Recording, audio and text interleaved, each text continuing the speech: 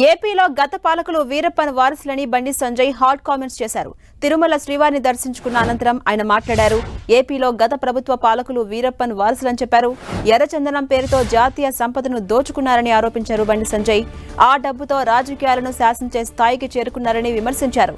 ఎర్రచందనం దొంగలను వదిలిపెట్టేదే లేదన్నారు.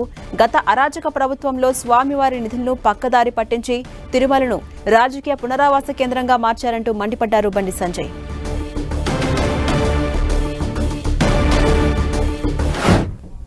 ఇక్కడ సిబ్బంది కానీ అనేక మంది భక్తులు కానీ ఇక్కడ గత పాలకులు గత కమిటీ నిర్వాహకులు చేసినటువంటి నిర్వాహకం గురించి చెప్తా ఉన్నారు. అక్రమ దందా, లంగ దందా, లఫంగ దందా, దొంగ దందాలు చేసి వాళ్ళ స్వామివారి ఆస్తిని జాతీయ సంపదను కొల్లగొట్టే ప్రయత్నం చేశారు. వాళ్ళ ఎర్రచందనం వీళ్ళంతా వీరప్పన్ వారసులు. అంతా కూడా వీరప్పన్ వారసుల చేతిలో ఉన్నటి వరకు కూడా టీటీడీ ఉండే. స్వామివారి పవర్ ఏందో తెలుసు, స్వామివారి శక్తి ఎందుకు తెలుసు. సరే 10 సంవత్సరాలు వాళ్ళు ఆడింది ఆట, పాడిందే పాట కావచ్చు. ఇవాళ ఏమైంది పరిస్థితి?